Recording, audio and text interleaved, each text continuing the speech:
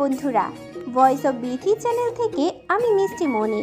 নিত্য নতুন রোমান্টিক ভালোবাসার গল্প পেতে আমাদের চ্যানেলটি সাবস্ক্রাইব করে পাশে থাকা বেল আইকনটি বাজিয়ে দেবেন।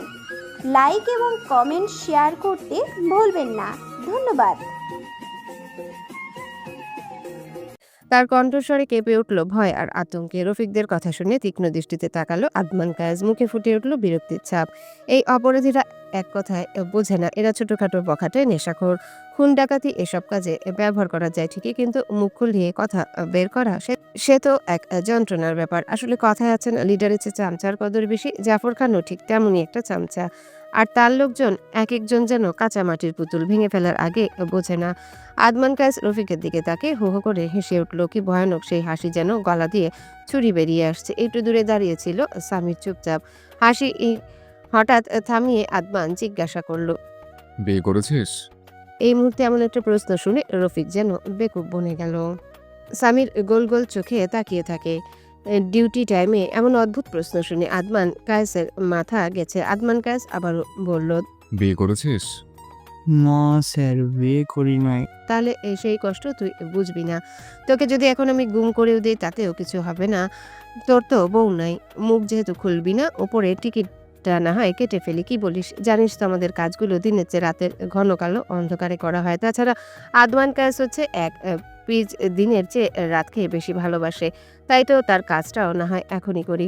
এবার রফিক ঘন ঘন ঢোক গিলছে, কারণ সে জানে আদমান কায়েস কারো পেছনে লাগলে সহজে ছাড়েন না। এই অন্ধকার জগতের বাসিন্দারা সেটা হাড়ে হাড়ে টের পেয়েছে। আদমান রফিকের দিকে বন্দুক তাক করলো। বন্দুকের ট্রিগারে চাপ দিতে রফিক বলে ওঠে, ডেভিড ম্যাক, এটাই তো জাফর খানের মুখে শুনেছিলাম, তবে আমরা কখনো দেখি নাই তারে। একমাত্র জাফর খানই তাকে দেখেছেন। আমি আর কিছু জানি না স্যার। Very good. চাকরি জীবনে আদমান কায়েস কখনো তার দায়িত্বে অবহেলা করেননি। তিনি বরাবরই ছিলেন নিখুঁত, নির্ভুল এবং নির্মম সত্যের অনুসন্ধানী। তবে তাকে চেনে না সাধারণ কেউ। এই রহস্যময় মানুষটিকে চেনে শুধু অপরাধ জগৎ, তাও দেখা নয়, শুধু নামেই জানে তাকে আদমান কায়েস। বিদঘুটে অন্ধকার যেমন নিঃশব্দে সবকিছুকে গ্রাস করে নেয়, ঠিক তেমনি আদমানও কাজ করেন নীরব রাতে, আলোহীন ঘন আধারে। সেই অন্ধকারে হারিয়ে যায় অসংখ্য পথভ্রান্ত, আর আদমান কায়েস হয়ে ওঠেন এক ছায়াসঙ্গী, যিনি অন্ধকারে খুঁজে ফেরেন সত্যের আলো। পরদিন ফারার বিয়ের জন্য তার মামার বাড়িতে ছোটখাটো আয়োজন করা হয়। এলাকার নামকরা মাতব্বরের ছেলের সঙ্গে বিয়ে, তাই সামান্য হলেও একটা আয়োজন তো লাগে। মাইমুনা পান চিবোতে চিবোতে সার্বিক তদারকিতে ব্যস্ত, আর ফারা তখন নিজের ঘরে শুয়ে আছে, একাকী, চুপচাপ। সকালের দিকে কয়েকজন মেয়ে পাড়াকে হলুদ মাখিয়ে দিয়েছে, নিজের প্রতি যেন উদাসীন হয়ে গেছে। কি আছে আর তার জীবনে? আজ বারবার আহানের মুখটা তার চোখের সামনে ভেসে উঠছে। প্রথম দিন অনাকাঙ্ক্ষিতভাবে দেখা, আর কিছু না ভেবে তাকে জড়িয়ে ধরা, সেই মুহূর্তটা যেন আজও স্পষ্ট।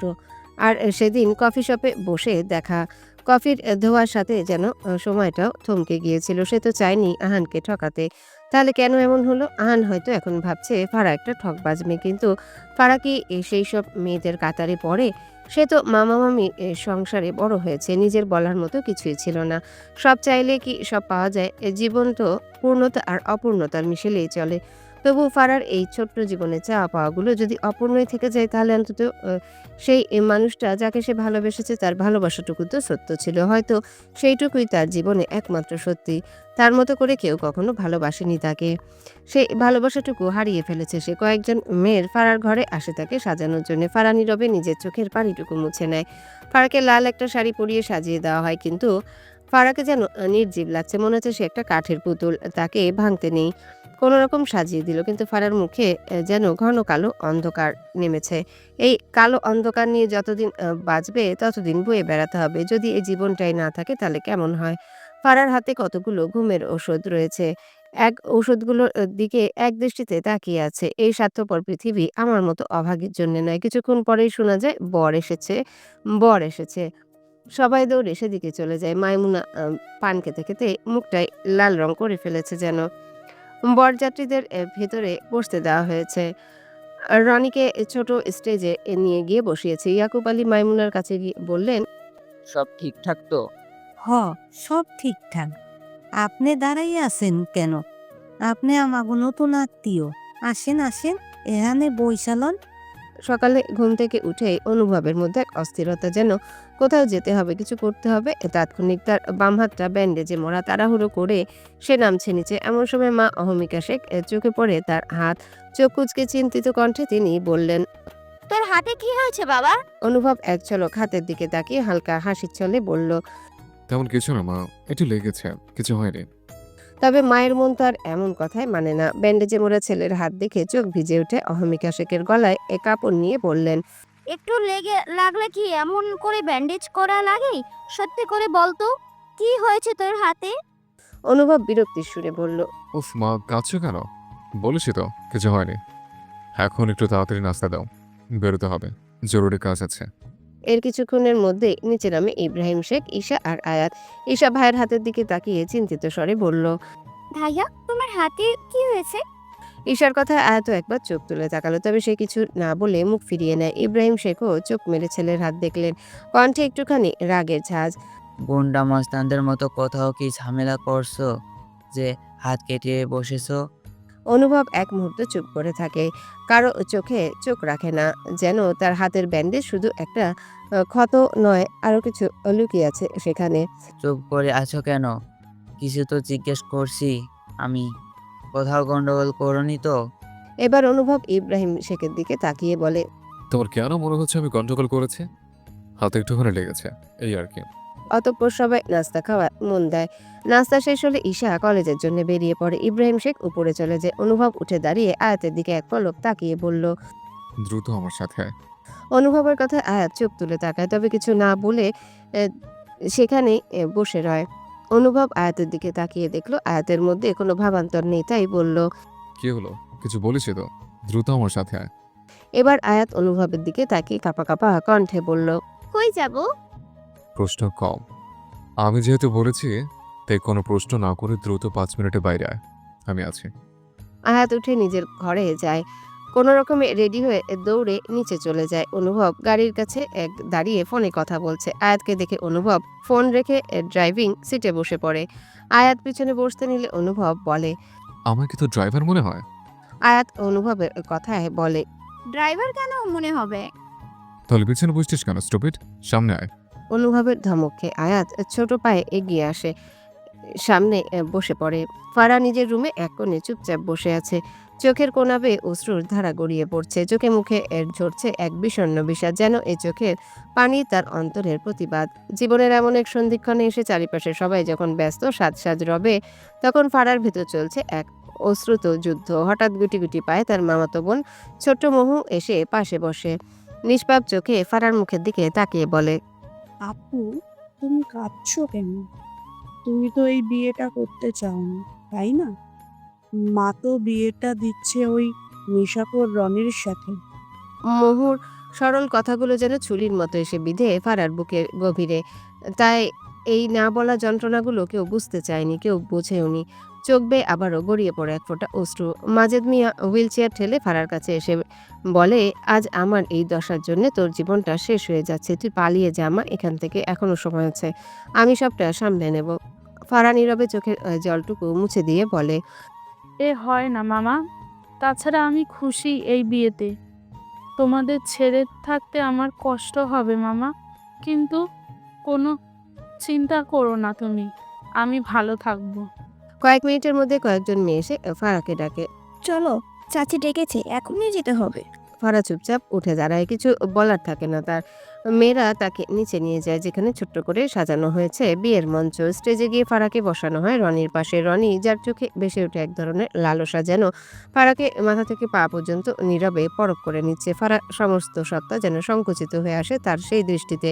সাজসজ্জার ঝলমলে আবরণে ঢাকা পড়ে চোখে মুখে ফুটে ওঠে এক অনিচ্ছার প্রতিচ্ছবি। কাজী সাহেব এসেছে, বিয়ের কার্যক্রম শুরু করেছে। ফারার শরীরটা খারাপ লাগছে, যেন কাজী রনিকে কবুল বলতে বলে সে এক নিঃশ্বাসে বলে যায়। তারপর ফারাকে কবুল বলার জন্য বলা হয়, কিন্তু ফারা চুপচাপ বসে আছে। কাজী বারবার করে বলার জন্যে। মাইমুনা এগিয়ে এসে বলে, সঙ্গের মতো বসে না থেকে যা বলা হইতেছে বল জলদি। তবুও ফারা যেন চুপচাপ।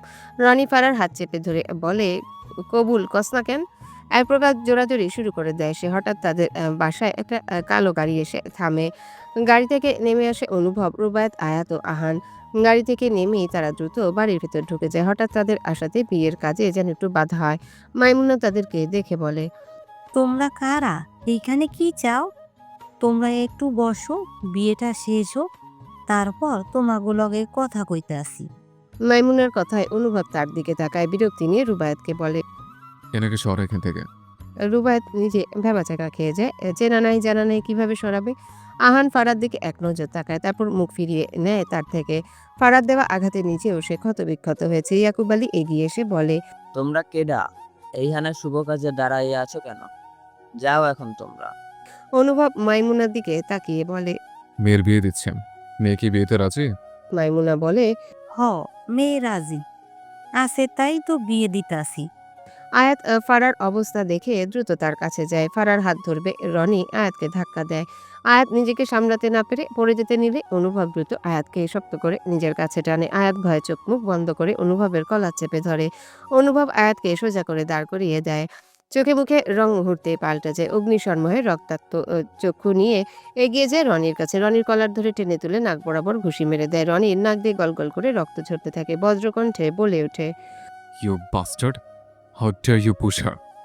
অনুভবের বজ্র কণ্ঠ শুনে উপস্থিত সকলের মাঝে ভয়ের সৃষ্টি হয়। বিয়ে বাড়িটা যেন মুহূর্তের মধ্যে থমথমে পরিবেশ বিরাজ করে।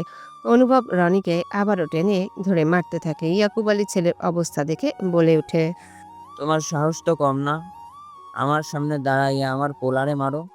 চিনো আমারে তুমি? কেডা তুমি? হ্যাঁ, এখানে এসা গুন্ডামে করতেছো? কে আসিস সব কটারে ধরে বাইধারা? অনুভব ইয়াকুব আলীর দিকে এগিয়ে গিয়ে পকেট থেকে কিছু একটা বের করে তাকে দেখালো।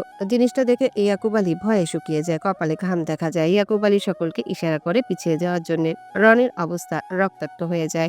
রুবায়েত পেছন থেকে অনুভবকে চেপে ধরে বলে, তুই এই মুহূর্তে এসব করিস না, হিতে বিপরীত হয়ে যাবে। রনিকে ছেড়ে অনুভব আহানকে নিয়ে স্টেজে বসিয়ে দেয়। কেউ কোনো কিছু বলার সাহসটুকু পায় না। তারপর কাজীকে বলে বিয়ে পড়ানোর জন্যে। আহানকে কবুল বলা হলে সে একটু থেমে তারপর কবুল বলে দেয়। ফারার অবস্থায় বিগতিক হয়ে যাচ্ছে, সে আর পারছে না বসে থাকতে। কাজী সাহেব কবুল বলার জন্য বলে ফারা নিজেকে অনেক অপরাধী মনে হচ্ছে। তার পাশেই তারই অতি প্রিয় মানুষ, কিন্তু তার কারণে সে চোখ তুলে তাকাতে পারছে না। ফারা আয়াতের দিকে তাকায়। আয়াত তাকে আশ্বাস দেয় কবুল বলার জন্য। নিভু নিভু চোখে কবুল বলে দেয়। সে কবুল বলার সাথে সাথে ঢলে পড়ে যায় ফারা। ফারা ঢলে পড়তেই আয়াত দ্রুত ফারার নিস্তেজ দেহটাকে ধরে নেয়। ফারার জ্ঞান নেই। আয়াত ফারাকে ডাকতেই থাকে, কিন্তু ফারার কোনো সাড়া নেই। আয়ান এগিয়ে এসে ফারাকে ধরে। অনুভব মাজেদ মিয়ার কাছে গিয়ে বলল, আমায় ক্ষমা করবেন চাচা। তোমরা যা করেছো ঠিক করেছো। আমি অক্ষম মানুষ, কিছু করার ক্ষমতা নেই, বিধায় চুপ থাকি। তোমরা ফারহাকে নিয়ে যাও, মেয়েটা কোনোদিনও সুখের মুখ দেখেনি। তাদের কথার মাঝে রুবায়েত বলে। অনুভব, মেয়েটার জ্ঞান নেই। অনুভব রুবায়েতের কথা শুনে সেখান থেকে আয়াতের কাছে যায়। আয়াত কান্না করছে, ফারাকে বারবার ডাকছে। মহু এগিয়ে এসে বলে, আমার মা জোর করে বিয়ে দিচ্ছিল আপুকে, অনেক মারে, কষ্ট দেয়। আপু অনেকগুলো ওষুধ খেয়েছে, আমি দেখেছি। ছোট মহুর কথায় যে সেখানে বিস্ফোরণ ঘটে। মাইমুনা এগিয়ে এসে মেয়েকে ধরে বলে, হ, ছোট মানুষ কখন কি বলে ঠিক নাই। ছোট্ট মহু মাইমুনা থেকে সরে গিয়ে বলে, তুমি মিথ্যে কথা বলছো, আমি দেখেছি তুমি আপুকে মারো বকো। আমি আপুকে বলতো বড়রা শাসন করে, তারা যা করে আমাদের ভালোর জন্যই করে। মা তো আমায় বকে না, মারেও না। মহুর কথায় মাইমুনা কপট রাগ দেখে মেয়েকে টেনে ঘরে নিয়ে যায়। রুবায়েত বলে, স্ত্রীটা বলল ঔষধ খেতে দেখেছে, আমাদের আর লেট করা উচিত হবে না, দ্রুত হসপিটালে নিয়ে যেতে হবে। অনুভব আয়াতকে বলল। এভাবে মরার কান্না বন্ধ কর, আমাদের হসপিটাল যেতে হবে। তারপর আহানকে বলল। দ্রুত ওকে গাড়িতে নিয়ে আয়। বলেই অনুভব আয়াতের হাত ধরে সামনে চলে যায়। আহান কি করবে? বেইমান মেয়েকে কিভাবে নিয়ে যাবে ভেবে পাচ্ছে না। রুবায়েত আহানের দিকে তাকিয়ে বলল, যা ভাবার বা বলার পরে করিস, এখন আপাতত ফারহাকে তুলে নে। লেট করলে মেয়েটার ক্ষতি হয়ে যেতে পারে, হতে পারে মেয়েটা দুনিয়া। রুবায়েতের কথা শেষ হওয়ার আগেই আহান ফারাকে পাজা কোলে তুলে নিয়ে গাড়ির দিকে যায়। রুবায়েত তা দেখে বলল। শালা লাইনে এসেছে। আহান ফারাকে নিয়ে গাড়িতে উঠে বসে। আয়াত তাড়াতাড়ি এসে ফারার শরীরটা ধরে। অনুভব আর রুবায়েত সামনে এসে বসে পড়ে। গাড়ির ভিতর এক অস্বস্তিকর নীরবতা। আহান এক দৃষ্টিতে বাইরে তাকিয়ে থাকে, তার চোখ মুখে লাল হয়ে আছে, বুকের ভিতর এক অজানা যন্ত্রণার যে ঢেউ। ফারাকে এই অবস্থায় দেখে নাকি তার দেওয়া আঘাতে কোনটা বেশি কষ্ট দিচ্ছে সেটা সে নিজেও ঠিক বুঝে উঠতে পারছে না। প্রায় ২০ মিনিটের মধ্যে তারা পৌঁছে যায় সিটি হসপিটালে। অনুভবের পরিচিত এক ডাক্তারের কাছে তৎক্ষণাৎ ফারাকে চিকিৎসার জন্য নিয়ে যাওয়া হয়। ডাক্তার আহ, চোখে চোখে সব বুঝে নেন। স্লিপিং পিল খাওয়ার লক্ষণ স্পষ্ট, জ্ঞান নেই, তবে শ্বাস প্রশ্বাস চলেছে। দ্রুত চিকিৎসা শুরু হয়। আহান করিডোরে একপাশে দাঁড়িয়ে থাকে। ভেতরে কি হচ্ছে সবটা তার চোখের সামনে। পাশে চেয়ারে বসে আছে আয়াত, চোখে মুখে গম্ভীর উদ্বেগের ছাপ, ঠোঁট কাঁপছে হালকাভাবে। রুবায়েত হাসপাতালে এসেই জরুরি এক কাজ পড়ে যাওয়ায় তাদের নামিয়ে দিয়ে দ্রুত চলে যায়। অনুভব আহানের কাছে গিয়ে বলল। সব ঠিক হবে, চিন্তা করিস না। আহান নিষ্পলকভাবে তাকিয়ে আছে। ভেতরটা যেন তার ভেঙে চুরমার হয়ে যাচ্ছে। ছেলে মানুষ তো, তাই চোখ দিয়ে পানি বের করতে পারে না। ছেলে মানুষের কান্না করতে নেই। তাদের কথার মাঝে ডক্টর বের হয়ে আসে। তিনি আশ্বাস দেয় মেয়েটি এখন আশঙ্কামুক্ত। আয়াত কথাটা শুনে তপ্ত শ্বাস ফেলে। এতক্ষণ যাবৎ যেন নিঃশ্বাসটা বন্ধ হয়ে আসছিল। সন্ধ্যার আগ মুহূর্তে ফারার জ্ঞান ফিরে আসে। প্রথমে আয়াত গিয়ে দেখা করে। ফারাকে দেখে আয়াত ছুটে গিয়ে বলে। তুই এমনটা করতে পারলি? একবারও আমাদেরকে বললি না। আমরা তো সকলে তোর পর হয়ে গেছি, তাই না? তাই তো এত বড় একটা কাণ্ড ঘটিয়ে ফেলেছিস। আয়াতের কণ্ঠে অভিমানী মিশে আছে। ফারার মুখ থেকে অক্সিজেন মাস্কটা খুলে ধীরে ধীরে কিছু বলার চেষ্টা করলো। শরীর অনেক বেশি দুর্বল থাকায় ঠোঁট ছেড়ে কথাগুলো বেরিয়ে আসতে পারল না। ফারার মাথাটা কেমন ভারী হয়ে আছে, চোখ দুটো যেন বন্ধ হয়ে আসছে। ফারা তার ডান হাতটা উঠে আয়াতের দিকে বাড়ায়। আয়াত ফারাকে ধরে ডুকরে কেঁদে ওঠে। বেশ কিছুক্ষণ সময় আয়াত ফারার পাশে বসে থাকে, তারপর সে বেরিয়ে যায়। ডক্টর জানে রোগীর কাছে বেশিক্ষণ থাকা যাবে না। আহান এখনো ফারার সাথে দেখা করেনি। মনের ভেতর ফারার দেওয়া আঘাত যেন ক্ষণে ক্ষণে ভেসে উঠছে। সে তো ফারাকে ভালোবেসেছিল। এক আকাশ অভিমান, অভিযোগ আহানের হৃদয়ে জমা হয়েছে। অনুভব আয়াতকে নিয়ে বের হবে। আয়াতকে সেই সকালে এনেছে বাড়ির মানুষ হয়তো চিন্তা করছে, তাই ভাবলো আয়াতকে রেখে না হয় সে আসবে। তাই অনুভব আহানকে বলে দিয়েছে ফারার খেয়াল রাখার জন্যে, অসুস্থ মেয়েটার উপর রাগ পুষে না রাখতে। ফারা পরিস্থিতির শিকার ছিল। এসব কথা আহান শুনলো, মন যেন তার কঠিন পাথরে পরিণত হয়েছে। অনুভব আয়াতকে নিয়ে গাড়িতে উঠে বসে। সারাদিনের ঝামেলায় খাওয়ার কথা যেন তার মনেই ছিল না। আয়াতের প্রচণ্ড খিদে পেয়েছে, কিন্তু সে কিছু বলতে পারছে না। অভিমানে নয়, লজ্জায় নয়। সাথে বসা পুরুষটা যেন এক নিঃশব্দে তাকে চেপে ধরেছে। অনুভব আয়াতের দিকে তাকালো। তার মুখটা কেমন শুকিয়ে গেছে, ক্লান্তিতে চোখে মুখে এক বিষণ্ণতার ছাপ। মাথার লম্বা চুলগুলো এলোমেলো হয়ে কপালে ছুঁয়ে পড়ছে, কপাল বেয়ে বিন্দু বিন্দু ঘাম ঝরছে। সেই চোখে স্পষ্ট ক্লান্তির ছায়া। হঠাৎই অনুভবের মনে পড়ে গেল তারা সকালে নাস্তা করে বেরিয়ে পড়ার পর আর কিছু খাওয়া হয়নি। দিনের সব উত্তেজনা, দৌড়ঝাঁপ আর অনাকাঙ্ক্ষিত জটিলতায় এসে কথা যেন হারিয়ে গিয়েছিল। নিজের অসাবধানতায় একরকম রাগী হলো তার। আয়াতের নিশ্চয়ই অনেক খিদে পেয়েছে, সে তো বলতেও পারছে না। চারিদিক ইতিমধ্যে অন্ধকারে ডুবে গেছে। নিস্তব্ধ রাতে বাতাসে যেন এক শিরশিরে অনুভূতি মিশে আছে। গাড়ির জানালা খোলা ছিল। গাড়ির জানালা দিয়ে ঢুকে পড়া বাতাসে আয়াতের চুলগুলো উড়ে বেড়াচ্ছে। তার চুলে সেই নরম ও এলোমেলো আন্দোলন যেন নীরব ভাষায় কিছু বলছে। ক্লান্তি আর না বলা এক চাওয়ার কথা। অনুভব ধীরে হাত বাড়িয়ে আয়াতের চুলগুলো স্নেহ ভরে কপাল থেকে সরিয়ে দেয়। মুহূর্তে আয়াত কেঁপে ওঠে, যেন সেই স্পর্শে তার ভেতরে এক আন্দোলনের সৃষ্টি হয়। অনুভব নিজের করা কাজ খেয়াল হতে দ্রুত হাত সরিয়ে ফেলে। আয়াত চোখ তুলে তাকায় অনুভবের দিকে। চোখ দুটো ক্লান্ত, কিন্তু তাতে গভীর একটা আস্থা লুকিয়ে আছে। তোর খুব খিদে পেয়েছে, তাই না? নরম কণ্ঠে জিজ্ঞাসা করে অনুভব। আয়াত কিছু না বলে মাথা নিচু করে নিঃশব্দে সম্মতিতে শুধু একবার হালকা করে ঘাড় নাড়ে। অনুভব আর কিছু বলে না। সে গাড়ি স্টার্ট দেয়। শহরের নিঃশ্বাস রাস্তায় গাড়ি এগোতে থাকে। একটা ছোট রেস্টুরেন্টের সামনে এসে গাড়ি থামায়। সে আলো জ্বলছে সেখানে, তবে কেমন নিস্তব্ধ একটা পরিবেশ। অনুভব নেমে গিয়ে দরজাটা খুলে আয়াতকে নামতে বলে। আয়াত ধীরে পা ফেলে নামলো। গাড়ির আলোতে তার মুখটা আরো স্পষ্ট। ক্লান্ত, তবুও নরম আলোতে যেন একটু প্রশান্তির ছোঁয়া। তারা একসাথে রেস্টুরেন্টে ঢোকে। অনুভব চুপচাপ মেনু দেখে কিছু অর্ডার করে। খাবার আসতে একটু সময় লাগে। এই সময়টুকুতে দুজনের মাঝে কোনো কথা হয় না, কিন্তু নীরবতায় যেন অদ্ভুত এক বোঝাপড়া গড়ে ওঠে। অনুভব শুধু মাঝে মাঝে আয়াতের দিকে তাকায়, যেন নিশ্চিত হতে চায় তাকে একটু স্বস্তি দিতে পেরেছে তো। খাবার এলে আয়াত ধীরে খেতে শুরু করে। প্রতিটা কাঁটা চামচ দিয়ে যেন একটু করে ফিরে আসে তার স্বাভাবিকতা, ফিরে আসে হারিয়ে যাওয়া শক্তি। অনুভব নিঃশব্দে তাকিয়ে থাকে, তৃপ্তির এক চিলতে হাসি ঠোঁটের কোণে। খাওয়া দাওয়া শেষ করে তারা বাসার পথে রওনা হয়। গাড়ির ভেতরে ছায়ার মতো নেমে আসে নীরবতা, যেন শব্দেরও সেখানে প্রবেশাধিকার নেই। আয়াত ক্লান্ত ভঙ্গিতে চোখ বন্ধ করে গাড়ির সিটে গা এলিয়ে দেয়। গভীর নীরবতায় ডুবে থাকা তার মুখে এক ধরনের প্রশান্তি খেলে যায়। অনুভব চুপচাপ আয়াতের দিকে তাকিয়ে থাকে। গাড়ির হালকা আবছা আলোয় আয়াতের মুখটা যেন দূরের কোনো নিঃসঙ্গ চাঁদের মতো লাগে। তার কাছে নির্জন, ধীর, অথচ অপার মুগ্ধতায় ভরা। সে কিছু বলার চেষ্টাও করে না, শুধু তাকিয়ে থাকে, যেন তাকিয়ে বুঝিয়ে দিতে চায় অনুভবের নীরবতাটুকু আসলে এ শব্দের চেয়েও গভীর। পাড়ার কেবিনের বাইরে নিঃশব্দে বসে আছে আহান, পাশে তার মা অনিমা আর বাবা ইকবাল হাসান। কিছুদিন আগে আহান নিজেই জানিয়েছিল সে একজন মেয়েকে ভালোবাসে। সেই খবরে ইকবাল ও অনিমার চোখে ছিল আনন্দের ঝিলিক। ভাবছিলেন ছেলেটা বুঝি জীবনে সঠিক পথ বেছে নিয়েছে, কিন্তু হঠাৎ করে ছেলের আচরণে এসেছে অদ্ভুত এক পরিবর্তন। আগে সেই প্রাণবন্ত হাসি খুশি ছেলেটা যেন কোথায় হারিয়ে গেছে। সারাক্ষণ চুপচাপ নির্বাক চোখে একরাশ চিন্তা। আহান এখনো কেবিনের ভেতরে যায়নি, বাইরে বসেই যেন নিজেকে শক্ত করে নিচ্ছে। ইকবাল হাসান ও অনিমা ছেলের পাশে চুপচাপ বসে আছে, কিছু বলতেও পারছে না। গতকাল অনুভব সব খুলে বলেছিল তাদের, ফারার শারীরিক অবস্থা, তার মানসিক চাপ, এমনকি বিয়ের প্রসঙ্গটা নিয়ে। ফারার অবস্থার কথা শুনে ছুটে আসে তারা হাসপাতালে। কেবিনে ঢুকে দেখে ঘুমন্ত ফারার নিস্তেজ মুখের মায়া ভরা ছায়াটুকু যেন ক্লান্তিতে ম্লান। চোখের নিচে গভীর কালি, যেন বহু রাতের নির্ঘুম যন্ত্রণা জমে আছে সেখানে। এই মেয়ে তো শুধু ছেলের ভালোবাসা নয়, ইকবাল হাসান আর অনিমার হৃদয়ে জায়গা করে নিয়েছিল মেয়ের মতো করে। ফারার এই অবস্থা দেখে অনিমার অন্তরটা কেঁদে ওঠে। মায়ের মন যে মানতে চায় না এতটুকু মেয়েটার জীবনে এত কষ্ট। বুকের ভেতর হাহাকার উঠলেও চোখের জল আড়াল করে বসে থাকেন তিনি। ইকবাল হোসেন কিছু মেডিসিনের জন্য বাহিরে যায়। আহান ফ্লোরের দিকে দৃষ্টিতে তাকিয়ে আছে। অনিমা বেগম ছেলের মাথায় হাত বুলিয়ে দেয়। আহান মায়ের স্পর্শ পেয়ে মায়ের দিকে তাকায়। অনিমা ছেলেকে বললেন, মেয়েটার সাথে এখনো নাকি দেখা করিসনি?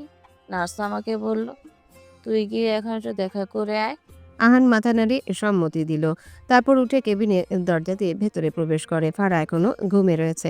আহান পাশে থাকা চেয়ারটা টেনে এনে ফারার কাছে বসে। আহান আস্তে করে ফারার একটা হাত নিজের হাতের মুঠোয় চেপে ধরে। ফারার ঘুমন্ত মুখটার দিকে তাকায়। কফি শপে দেখা ফারহা আর এখানকার ফারহার মধ্যে অনেক তফাৎ।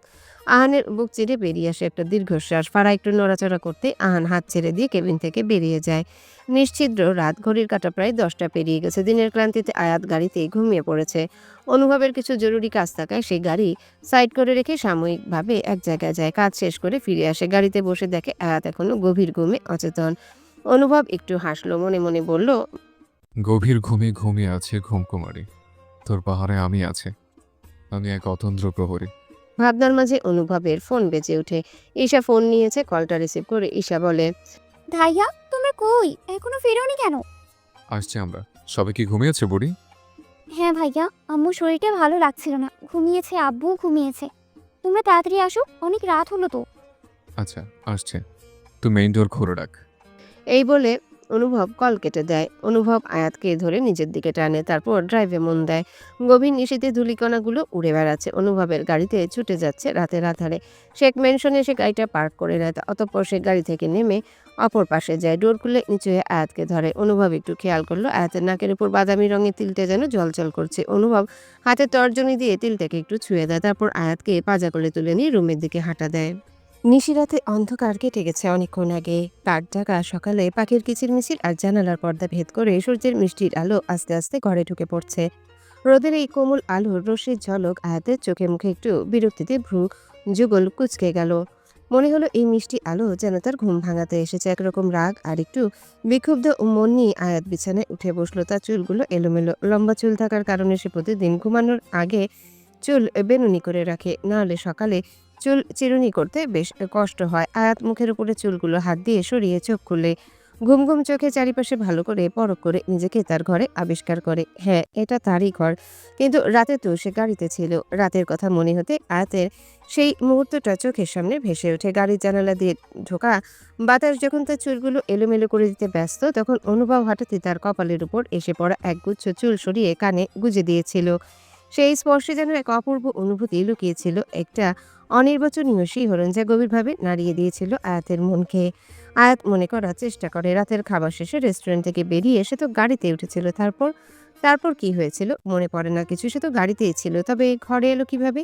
কে তাকে নিয়ে এলো ঘরে আসলে? অনুভব ভাই? নামটা মনে আসতে শরীরটা যেন কেঁপে ওঠে আয়াতের। লোম খাড়া হয়ে যায়, চোখে মুখে লজ্জার এক অদ্ভুত আভা ফুটে ওঠে। অনুভব ভাই তাকে নিয়ে এসেছিল এটা এক প্রকার নিশ্চিত, আর কেউ তো আনার কথাও না। অনুভবের কথা মনে হতে একটা অস্বস্তি আবেশ ছড়িয়ে পড়ে মন জুড়ে। এখন সে সামনে যাবে কিভাবে? পারবে তো? না, সামনে গেলে তো নির্ঘাত লজ্জায় মরে যেতে হবে। আয়াতের ভাবনার মাঝে কেউ দরজায় নক করে। আয়াত নিজের দিকে তাকায়। রাতের পোশাকেই আছে সে। বিছানা ছেড়ে উঠে ওড়না নিয়ে গায়ে জড়ায়। তারপর সে দরজা খুলে দিয়ে দেখে ঈশা দাঁড়িয়ে আছে। ঈশা ভেতরে ঢুকে বলল, আপু, ঘুম হয়েছে তোমার? আয়াত হামি তুলে বলে, হয়েছে।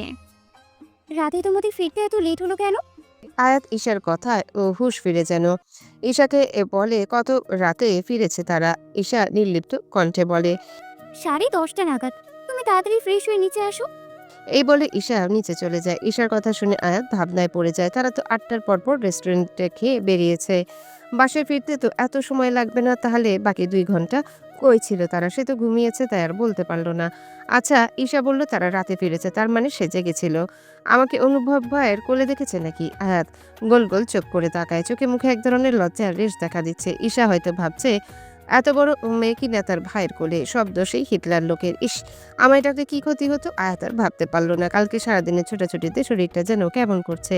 গরমে ঘামে শরীর ম্যাচম্যাচ করছে, তাই সে জামা কাপড় নিয়ে ওয়াশরুমে চলে যায়। প্রায় আধা ঘন্টা সময় ধরে শাওয়ার করে বের হয়ে আসে। জামা কাপড় মেলে দিয়ে আয়নার সামনে দাঁড়ায়। নিজের প্রতিবিম্ব দেখছে সে।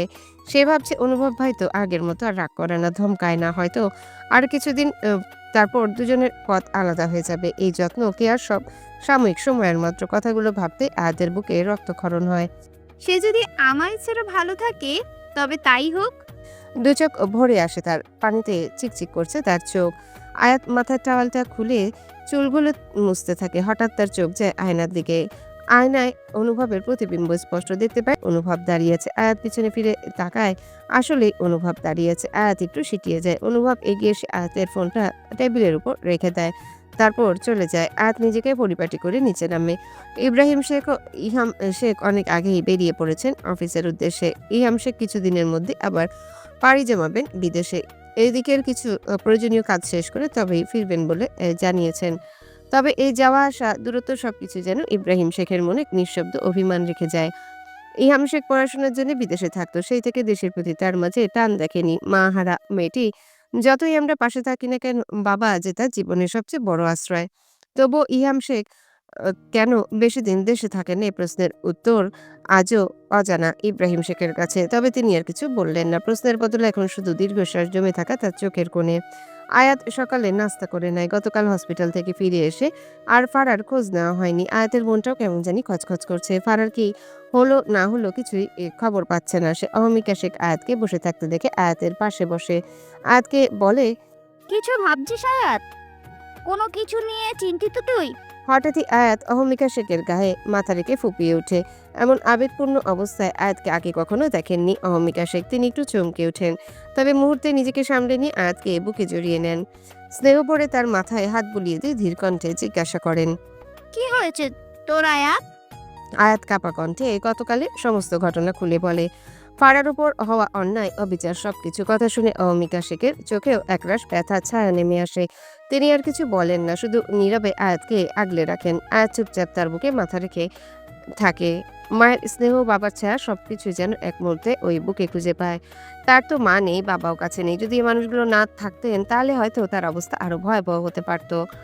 অনুভব ব্ল্যাক শার্ট আর ম্যাচিং প্যান্ট পরে আয়নার সামনে শেষবারের মতো নিজেকে দেখে নেয়। চুলে জেল দিয়ে পরিপাটি করে সেট করা। হাতের ঘড়িটা ঠিক করতে করতে নিচে নামতে থাকে। সিঁড়ির মাঝপথে সে দেখে আয়াত বসে আছে অহমিকার বুকে মাথা রেখে, নীরব নিশ্চুপ। অনুভব নিচে নামতে তার পারফিউমের কড়া ঘ্রাণ ছড়িয়ে পড়ে চারিপাশে। আয়াত ঘ্রাণ পেয়ে মুহূর্তের জন্য মাথা তোলে। চোখে চোখ পড়তে আয়াত মুখ লুকিয়ে ফেলে। অহমিকা ছেলের দিকে তাকিয়ে জানতে চায়, বের হবে এখন? অনুভব মাথা নেড়ে বলে, জি আম্মু। তারপর ঈশাকে ডাকে কলেজে নামিয়ে দেবে। ভাইয়ের ডাক শুনে ঈশা ব্যাগ নিয়ে ছুটে আসে। তখন অনুভব আয়াতের দিকে তাকিয়ে নরম গলায় বলে, ভার্সিটি আর যেতে হবে না তো? শুধু এটুকু বলে সে ঈশাকে সঙ্গে নিয়ে বাসা থেকে বেরিয়ে যায়। ফারা এখন অনেকটাই সুস্থ। ঘুম থেকে জেগে উঠেছে বেশ কিছুক্ষণ হলো। চারিদিকে চোখ বুলিয়ে নেয় কিন্তু কেবিনে কাউকে দেখতে পায় না। আয়াত ধীরে ধীরে উঠে বসে, তারপর ধীরে উঠে দাঁড়াতে যায় কিন্তু মাথাটা ঝিম ধরে আছে, শরীরটাও দুর্বল। এক পা এগোতেই হুমড়ি খেয়ে পড়ে যেতে নিয়েছে। ঠিক তখনই একজোড়া পুরুষ এলে হাতটাকে আঁকড়ে ধরে। ফারা চোখ মুখ বন্ধ, নিঃশ্বাসটাও ধীর। আহান তার মুখের দিকে তাকিয়ে থাকে। ফারার চোখের পাপড়িগুলো যেন কাঁপছে ভয়ে। হঠাৎই আহানের হুঁশ ফিরে আসে। সে দ্রুত ফারাকে বেডে বসিয়ে দেয়, তারপর রুক্ষ স্বরে বলে ওঠে। উঠছো কেন, বেয়াদব মেয়ে? আহানের ধমকে ফারার মিনমিনে বলে। ওয়াশরুমে যাব, আন্টিকে একটু ডেকে দিন। আহান ফোঁস করে নিঃশ্বাস নিয়ে বলে। আমি হেল্প করছি। এই বলে ফারাকে ধরতে নিবে তার আগে ফারা বলে। আপনার করা লাগবে না, আপনি আন্টিকে ডাকুন। আমি ডাকিও না মেয়ে, চুপচাপ আমি যা বলছি তা শোনো। তোমার আন্টি একটু বাইরে গেছে। এই বলে আহান ফারাকে কোলে তুলে নিয়ে ওয়াশরুমের দিকে হাঁটা দেয়। ফারা নিজেকে শূন্যে আবিষ্কার করে চোখ মুখ খিচে ফেলে। আহান ওয়াশরুমের ভিতর ফারাকে নামিয়ে দেয়। তারপর সে দরজা একটু চাপিয়ে দিয়ে বেরিয়ে দরজার কাছে উল্টো মুখ করে দাঁড়িয়ে থাকে। 5 মিনিট পর দরজা খোলার শব্দে আহান পিছনে ফিরে তাকায়। তারপর ফারাকে কোলে তুলে বেডে বসিয়ে দেয়। এরই মাঝে অনিমা খাবারের বক্স নিয়ে চলে আসে। আহান মাকে দেখে আর কোনো দিকে না তাকিয়ে কেবিন থেকে বের হয়ে যায়। অনিমা বক্সগুলো থেকে খাবার বের করে। তিনি মূলত বাসায় গিয়েছিল, বাইরের খাবার আনহেলদিতে বাসা থেকে রান্না করে এনেছেন। অনিমা এক প্লেট ভাত এনে ফারার সামনে বসে। ফারা মাথা নিচু করে আছে। অনিমা ভাত মাখিয়ে এক লোকমা ভাত নিয়ে ফারাকে বলে, দেখি মা তাড়াতাড়ি খাও তো, ওষুধ খেতে হবে, খাবারটা শেষ করো তো। অনিমার নরম স্বরে ফারা অবাক হয়। এই মানুষটা তার অপরিচিত, তবুও কেমন যেন তাকে আপন করে নিয়েছে। পৃথিবীতে কি এমনও মানুষ আছে যারা এক দেখাতে হৃদয়ে জায়গা করে নেয়? সেটা এই মানুষটাকে না দেখলে জানতোই না হয়তো। অনিমা ভাতের লোকমাটুকু ফারার মুখে দেয়। ফারা চোখ ভরে আসে, হিচকি উঠে আসে, গলায় খাবারগুলো আটকে যায়। অনিমা দ্রুত এক গ্লাস পানি এনে দেয়। ফারা ঢকঢক করে পানি খেয়ে নেয়। অনিমা পিঠে হাত বুলিয়ে দেয়। ফারার চোখে মুখে পানি উপচে পড়ে। অশ্রুসিক্ত নয়নে তাকায়। অনিমা তা দেখে বলে। কাঁদছো কেন? মায়ের কথা মনে পড়ছে আন্টি। মাকে হারিয়েছি অনেক বছর আগে। কেউ আমায় কখনো এভাবে খাইয়ে দেয়নি। ফারার সরল কথা শুনে অনিমারও চোখে পানি দেখা যায়। তিনি বাম হাত নিয়ে ফারার চোখের পানি মুছে দিয়ে বলে। আমিও তো তোমার মায়েরই মতো। আমি যেমন আহানের মা, আজ থেকে তোমারও মা, বুঝেছো? ফারা কথাগুলো শুনে মাথা নাড়ালো। এবার তাড়াতাড়ি করে খেয়ে নাও তো মা, লেট হয়ে যাচ্ছে। সময় মতো ওষুধ না খেলে তো সুস্থ হবে না। ফারা বিনা বাক্যে খাবারটুকু খেয়ে নেয়। তারপর ওষুধ খেয়ে বেডে হেলান দিয়ে থাকে। বিকেলের দিকে ডক্টর জানায় পেশেন্টকে বাসায় নিয়ে যেতে পারবেন। বিকালে আহান হসপিটালের সমস্ত ফর্মালিটি পূরণ করে ফারাকে নিয়ে বাসায় চলে আসে। অনুভব গাজীপুরের অফিসে এসেছে জরুরি কিছু কাজের জন্য। অফিসে ঢুকে সে নিজের কেবিনে গিয়ে ফাইলের ভেতরে একের পর এক কাগজ ঘাঁটতে থাকে। নতুন একটা শিপমেন্ট নিয়ে বড়সড় বিনিয়োগ করেছে সম্প্রতি।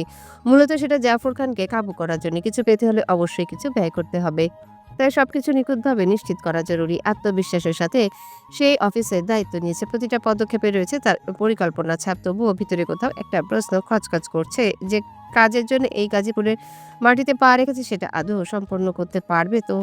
গতদিন তাড়াহুড়ায় কিছু গুরুত্বপূর্ণ কাগজ ফেলে গিয়েছিল সে। আজকের মূল উদ্দেশ্য সেই কাগজগুলো উদ্ধার করা। অনেক খোঁজাখুঁজির পর অবশেষে কাঙ্ক্ষিত কাগজটি খুঁজে পায় অনুভব। যেন এক চাপা উত্তেজনার অবসান হয়। তার চোখে মুখে স্বস্তির ছাপ। নিঃশ্বাস ফেলে সে, যেন নিজের মনের ভার কিছুটা লাঘব করে। বিকেলের দিকে ঈশা কোচিং শেষ করে তার বান্ধবীদের সাথে ফুচকার দোকানে দাঁড়িয়ে ফুচকা খাচ্ছিল। ফুচকা খাওয়ার মাঝে পাশের দোকানে দেখতে পায় রুবাইত সেদিনের মেয়েটাকে সাথে নিয়ে ফুচকা খেতে বসেছে।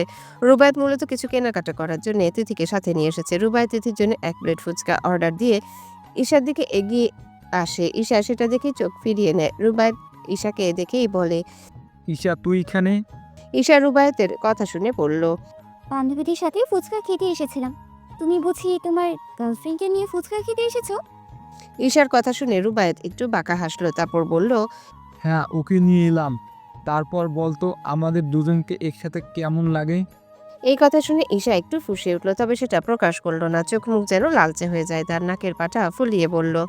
জঘন্য লাগছে। তারপর কোনো কিছু না বলে চলে যায়। যেতে যেতে বলে ফুচকাওয়ালা মামার বিলটা দেওয়ার জন্যে। রুবায়েত হাসি মুখে গুনগুন করে বলে।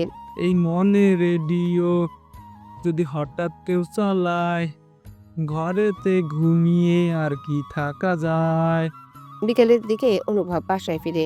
কলিং বেল বাজাতে রহিমা খালা দরজাটা খুলে দেয়। রহিমা খালাকে দেখে অনুভব বলল। আমাকে এক গ্লাস পানি দাও তো খালা। রহিমা চটজলদি কিচেনে চলে যায়। অনুভব ড্রয়িং রুমে এসে দেখতে পায় সোফায় বসা অহমিকা শেখ ও ইব্রাহিম শেখকে। ইব্রাহিম ছেলেকে দেখে বলল, তোমার অফিসের কি খবর? সবকিছু ঠিকঠাক? অনুভব নির্লিপ্ত কণ্ঠে বলল। জি, সব ঠিকঠাক। রহিমা পানি এনে অনুভবকে দিল। অনুভব নিমিষে পানিটা খেয়ে উপরে চলে যায়। যাওয়ার আগে একবার আয়াতের রুমের দিকে চোখ বুলায়। কি মনে করে যেন সে দরজা ঠেলে ভেতরে প্রবেশ করে, কিন্তু আয়াত কোথাও পায় না। হয়তো বা ব্যালকনিতে আছে। সে অফিসের ব্যাগ থেকে একটা চকলেট বক্স বের করে টেবিলে রাখে, সাথে একটা ছোট্ট চিরকুট। তারপর সে রুম থেকে চলে যায়। আয়াত কিছুক্ষণ পর রুমে এসে তার চোখ যায় টেবিলের উপর চকলেটের বক্স আর চিরকুট দেখে এগিয়ে যায়। সে মনে মনে বলে, এগুলো আবার কে রেখে গেল। তারপর চিরকুটটা হাতে নিয়ে দেখে সেখানে লেখা আছে লাভবার্ড। আয়াত লেখাটার আগাগোড়া কিছুই বুঝলো না। সে চিরকুটটা উল্টিয়ে পাল্টিয়ে দেখলো, কিন্তু আর কিছুই পেল না। কেটে গিয়েছে ৭ দিন। ফারা এখন পুরোপুরি সুস্থ, কিন্তু আহানের সাথে এই কদিন তার কথা হয়নি। আহান সকালে উঠে অফিসে যায়, আবার রাতে করে ফিরে, যার জন্য তাদের দেখা খানিকটা হলেও ঠিকমতো কথা হয় না। বলতে গেলে এই বাড়িতে যে ফারা নামক একটা মেয়ে আছে, সেটা হয়তো আহান ভুলেই বসেছে। ফারার আচরণেও পরিবর্তন এসেছে। সেও আহান আসলে সামনে যায় না। সারাদিন অনিমার সাথে গল্প করেই কেটে যায়। রাতে আহান ঘরে ফিরলেও চুপটি মেরে শুয়ে থাকে। এক বিছানায় দুইজন মানুষ, অথচ তাদের মাঝে দূরত্ব যেন হাজার হাজার মাইলের। ফারার শরীরটা কেমন গরম গরম লাগছিল। বেলা বাড়ার সাথে সাথে শরীরের তাপমাত্রা বেড়ে যাচ্ছে যেন। সে কোনো রকম একটু খাবার খেয়ে রুমে এসে শুয়ে পড়ে। শরীরটা কাঁপুনি দিচ্ছে তার। এই গরমের মাঝেও তার শীত করছে। সে একটা কাঁথা নিতে পুরো শরীর ঢেকে নিয়ে গুটিসুটি মেরে শুয়ে রয়। আহান, অনুভব, রুবায়েত বেরিয়েছে। মূলত আহানের মন মানসিকতাটা ঠিক করার জন্য। তৌফিক আর সিফাতকেও বলা হয়েছে। তারা সবাই এসেছে একটা নির্জন খোলামেলা জায়গায়। ৫ বন্ধু একসঙ্গে হয়ে তারা খোলা আকাশের নিচে বসে আছে। অনুভব আহানকে বলল। মেয়েটার কি খবর? সব ঠিকঠাক? আহান অনুভবের দিকে তাকিয়ে বলল। হ্যাঁ। সিফাত বলল। ভাবির সাথে কবে দেখা করাবি? আহান সিফাতের কথায় কিছু বলল না। কি বলবে এসে? বলার মতো কিছু নেই যে তার এই মুহূর্তে। তৌফিক অনুভবকে বলল। আমি বিয়ে করছি, আরহান করছে। রুবাইয়ের আর সিফাত নাকি দেরিতে করবে। তুই কবে করবি? এবার কিন্তু তোর সিরিয়াস। তৌফিকের কথায় এই সবাই সায় দিলেও রুবায়েত হাসলো একটু, মনে মনে বলল। সে তো অনেক আগেই করছে। অনুভব থেকে উত্তর না পেয়ে সিফাত দাঁত কেলিয়ে বলল। এখন হয়তো বিয়ে করবে না। অনুভবের তো 2টা বোন আছে। আগে বোনদের বিদায় করবে, বড় ভাই হয়ে। দায়িত্ব আছে না? আর সিফাতের কথা শেষ হওয়ার আগেই অনুভব রুক্ষ কণ্ঠে বলল। I am married. অনুভবের মুখ থেকে উচ্চারিত সেই ক্ষুদ্র বাক্যটি যেন নিস্তব্ধ আকাশে হঠাৎ বাজ পড়ার মতো। রুবায়েত ব্যতীত সকলের দৃষ্টি বিস্ময়ে বিস্ফোরিত। চোখ যেন কোটর ছেড়ে বাইরে এসে দাঁড়ায়। তিনজোড়া বিস্ময়ে বিধুর দৃষ্টি অনুভবের বলা কথাটিকে ঘিরে যেন নিঃশব্দে উকি দেয় হাজারো অদৃশ্য প্রশ্ন এক অজানা উত্তরের খোঁজে। সকলের মুখ যেন হা হা হয়ে যায়। সকলেই তার দিকে চেয়ে থাকতে দেখে অনুভব খানিকটা বিরক্ত হয়ে বলল। এইভাবে তাকিয়েছিস কেন তোরা? আমার কি নতুন রূপ বেরিয়েছে? সিফাত অবিশ্বাস ভরা চোখে চেয়ে বলল। ভাই, কেউ আমার হাতে একটা চিমটি কাটতো। আমি কি সত্যি দিনে দুপুরে স্বপ্ন দেখছি? তার কথা শেষ হওয়ার আগে রুবায়েত হেসে বলল। সিম্পি নয়, এখন যদি আমার এটা থাপড় গালে পড়ে তখন বুঝবি স্বপ্ন নাকি বাস্তব। তৌফিক ততক্ষণে থমকে গিয়ে বিস্ময়ে চিৎকার করে উঠল। তুই বিয়ে করলি কিভাবে? কবে? ভাই, আমার তো কিছুই জানি না। তারপর সাথে সাথে আহানের দিকে ঘুরে বলল।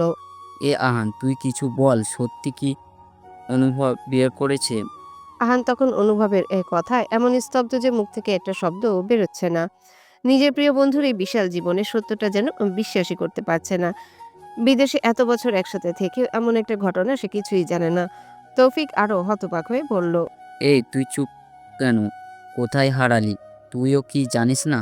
আহান নিরুত্তর। ওর মুখ দেখে সহজে বোঝা যাচ্ছে সেও কিছু জানে না। রুবায়েত ঠোঁট চেপে হেসে ফেললে। অনুভব ক্ষুব্ধ হয়ে বলল। হাসছিস কেন ইডিয়েট? কিছু না, এমনি। রুবায়েত চোখের কোণে দুষ্টুমির ছায়া লুকিয়ে আছে। তোর বউটাকে অনুভব? আমার কি তাকে চিনি?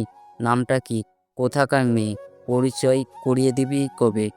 তৌফিকের প্রশ্নে এবার সিফাত কৌতূহলী হয়ে উঠল। উত্তরে কিছু না বলে অনুভব বিরক্তি ভরে উঠে দাঁড়ালো। ধীরে ধীরে ওদের থেকে একটু দূরে গিয়ে পকেট থেকে একটা সিগারেট বের করলো, জ্বালিয়ে টান দিল। ওর আচরণে সিফাত ফিস ফিস করে বলল। ও হঠাৎ চলে গেল কেন? রুবায়েত এক চিলতে দীর্ঘশ্বাস ফেলে বলল। তোদের এত প্রশ্নের জন্যই ও এখনো বিয়েটাকে মেনে নিতে পারেনি। সম্ভবত খুব শীঘ্রই তাদের ডিভোর্স হয়ে যাবে। এক মুহূর্ত নীরবতা নেমে এলো তাদের মাঝে। আহান নিচু গলায় বলল, আচ্ছা, মেয়েটার নাম কি? রুবায়েত একটু থেমে গলা নামিয়ে নির্লিপ্ত স্বরে উচ্চারণ করলো। আয়াত। নামটা উচ্চারিত হওয়ার সাথে সাথেই যেন সময় এক মুহূর্তের জন্য থমকে দাঁড়ালো। সকলেই অবাক, কিন্তু আহান যেন একেবারে স্তব্ধ। বিদেশে থাকাকালীন অনুভবের ফোন প্রায় স্ক্রিনে এসে দেখতো লাভার বার্ড নামে একটুখানি লেখা। তখন ব্যাপারটা ওর মাথায় ঢোকেনি, কিন্তু এখন সব পরিষ্কার। দুপুরের দিকে ফারার গায়ের উত্তাপ যেন বেড়ে যায়। অনিমা দুপুরে খাওয়ার জন্য রুমে এলে দেখে ফারা কাঁথা মুড়ি দিয়ে শুয়ে আছে। অনিমা ফারাকে ডাকলে ফারা সাড়া পায় না। অনিমা কাঁথাটা সরিয়ে দেখে ফারা কেমন জানি করছে। অনিমা কপালে হাত দিতে যেন চমকে যায়, শরীর জ্বরে যেন পুড়ে যাচ্ছে। ইকবাল হোসেন বাসায় নেই। তিনি দ্রুত হাতটা সরিয়ে নেয়। অনিমা বেরিয়ে আর সাথে করে এক বাটি পানি ও শুকনো কাপড় নিয়ে আসে। তিনি আহানকে দ্রুত ফোন লাগায়। ৩-৪ বার রিং হওয়ার পর আহান ফোন তুলে। অনিমা উদ্বিগ্ন কণ্ঠে বলে, মেয়েটার গায়ে প্রচুর জ্বর এসেছে, তুই তাড়াতাড়ি একটা ডক্টর নিয়ে বাসায় আয়। মায়ের কথা শুনে আহান অনুভবের কাছ থেকে বিদায় নিয়ে বাসার জন্য রওনা দেয়। ফারার অসুস্থতার কথা বুকের ভিতর কেমন জ্বলন হচ্ছে তার। এই তো একটু সুস্থ হলো, তার মধ্যে আবারও জ্বর। আহান চোখ দুটো বন্ধ করে নেয়। মা বাবা হারা মেয়েটার দুঃখের যেন শেষ নেই। আহান না হয় ফারার উপর রাগ চেপে রেখেছে, তাই বলে কি সে মানুষ নয়? যতই হোক ফারা তার ভালোবাসার মানুষ। ২০ মিনিটের মাথায় আহান ডক্টর নিয়ে বাসায় ফিরে। রুমে ঢুকেই ফারার মুখটা দেখে আহানের বুকটা ধক করে ওঠে। ডক্টর জার মেপে কিছু ওষুধ লিখে দেয়, কিছু খাবার খাইয়ে ওষুধ খাইয়ে দিতে বলে। ডক্টর চলে গেলে আহান খাবার আনতে বলে। অনিমা ভাত আর পানি টি টেবিলে রেখে দেয়। অনিমা খাইতে দিতে চাইলে আহান বলে, তুমি বরং খেয়ে নাও মা, আমি এদিকটা সামলাচ্ছি, তোমার তো ওষুধ আছে। অনিমা যেন আহানের কথায় খুশি হয়ে গেল। তিনি এই কয়দিন খেয়াল করেছিল আহান মেয়েটার সাথে কথা বলে না, সবসময় এড়িয়ে চলে। সকালবেলা বের হয়ে যায় এবং অনেক রাতে বাসায় ফিরে। তাই তিনি রুম থেকে বের হয়ে গেলেন। আহান এক পলক ফারার দিকে তাকিয়ে ওয়াশরুমে যায়। হাত মুখ ভালো করে পরিষ্কার করে এসে ফারাকে ডাকতে থাকে। জ্বরে ঘরে ফারা কি যেন সব বিড়বিড় করছে।